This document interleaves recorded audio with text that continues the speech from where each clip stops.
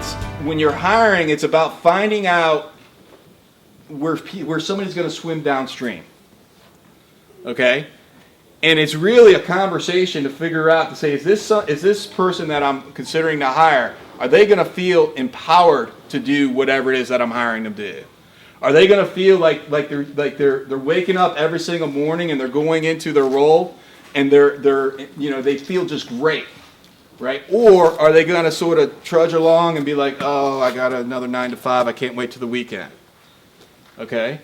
Because what you're looking to do in the hiring process, you're looking for that person that's going to be empowered, to be excited, okay, in regards to whatever role that you're hiring them for. Okay? The starting point for that would be the behavior.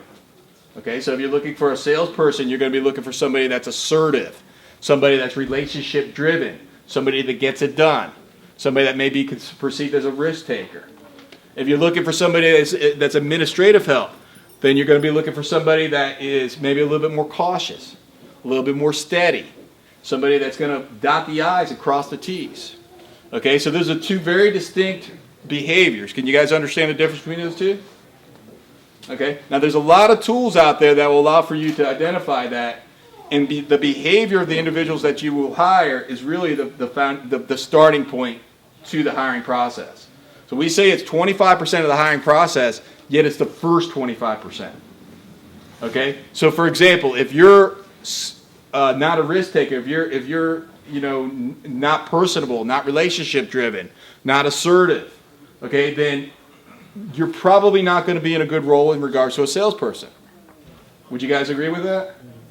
Right? Like if you're scared to go out and talk to people and interact and actually ask for business, would that be something that would be a good fit in regards to a salesperson? Right? So now we can identify the behavior. So then the next thing that we're looking for is a record of success. Right? Because it goes back to behavior and it goes back to a record of success. Okay? So when you're hiring, those are the two key components to hiring. Okay, record of success in whatever area that you're hiring for, and then do they fit and match the behavior? Now I mentioned to you that there's a lot of tools that you can use for that. I use a couple different behavioral assessments. An entry behavioral assessment is an assessment called DISC, D-I-S-C.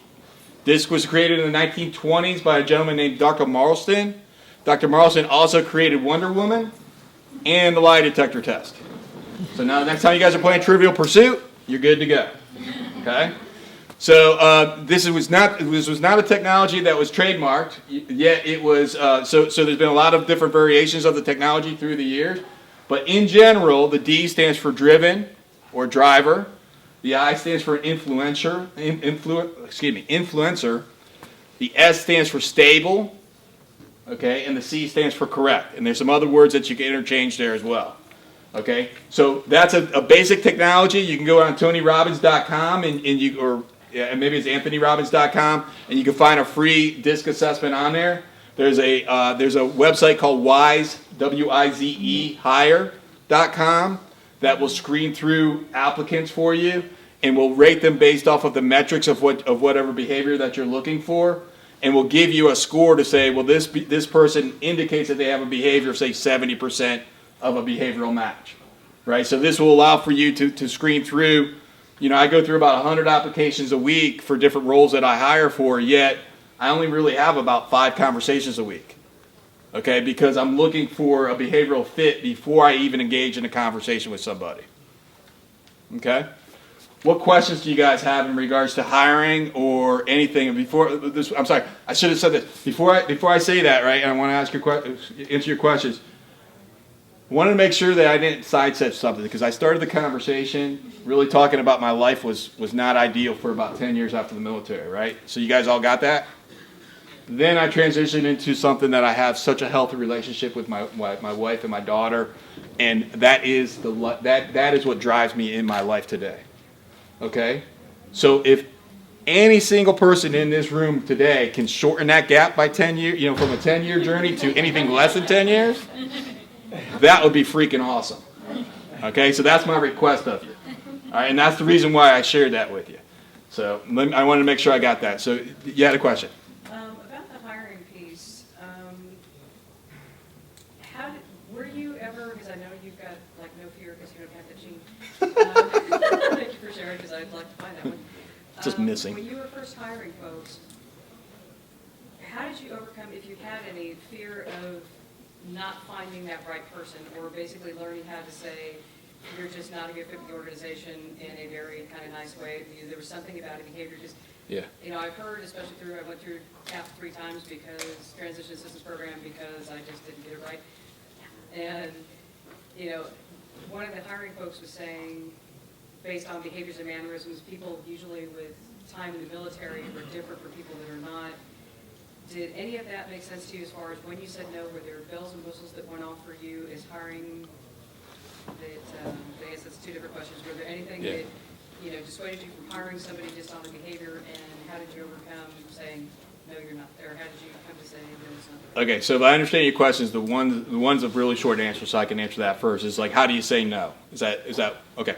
So how do you say no? Remember, it's about them swimming downstream, not upstream. Okay. So I really appreciate the time that you and I spent today, so that I can learn about you and your life. And if I was to hire you today, I would be doing you a disservice. Okay, because here's where it appears that based on what you and I talked about today, and this is after a comprehensive interview, it appears as though if this is what you're really intending to do with your life. Is that true? Right? And what the role that I'm asking you to do is I'm asking you to do this. Okay? And now I may have another role for you perhaps, and we could talk about that. And if I don't, then I'm going to have a commitment and say, listen, let me help you find something, and I may know of somebody that can help you with this. And you should talk to Bob or to Sue or to whoever, right? And let me help you make that connection. So that's the first piece of saying no. The second piece that I heard you say was how do you, at what point do you define this isn't the right behavior or whatever the case may be? So today, remember, if I have 100 applicants, I maybe talk to 5 of them. Okay, maybe 2 to 5 in reality. So I'm already doing the assessments before I even get, so, and that's the wisehire.com that helps me screen that. In the past, we would spend a lot of times going through resumes and that type of stuff and then administering the assessments ourselves. And then I felt that it was my obligation if I gave you a behavioral assessment and I did not sit down with you, I felt that was disrespectful. So I would spend my time going through that behavioral assessment and then having the second piece of the conversation. Right, so I've learned I can shortcut that process, just because if I say, hey, take this behavioral assessment, and you take it, then you never hear from me, that's really, from my opinion, really disrespectful, because then it's like, oh, well, I'm imperfect, or whatever the case may be. Does that answer your questions? All right, awesome. What other questions? And this could be anything in business at all. How accurate is that test, that behavioral, from your experience with employees? How accurate is that, or should I take that myself just to kind of gauge myself? Sure. Well, first of all, it's not a test, it's an assessment. Okay? And I'm sharing that because the vocabulary is very important, because a test is set up to pass or fail. Every person in this building, in this room right here, and in this world has really unique characteristics of behavior, right? So it's just about finding, does your behavior match up to whatever the role may be? Okay? Now, in regards to how accurate are they are fairly accurate. Some are better than others. I use other ones I didn't talk about today because they're specific to my industry, and it costs me $250 to administer one every single time. And when I sit down with a candidate and I go 2 hours through validating that, at the end of that conversation, they're like, oh my goodness, I can't believe this. Okay, but it does take a conversation where you can't just do the assessment and then think, okay, yeah, they're the right fit. Because that's only a piece of it. You got to sit down, you have to talk about that behavior, and then you find, what's your name? Richard. Richard, so Richard, the assessment says this and this and this and this about you. Tell me about a time that you specifically, that happened. Tell me about a time that occurred in your life. And we're having a conversation about the behavior so you and I can together assess, is this accurate or not? Right, so it does take a step past that. Thank you. Yeah, you're welcome.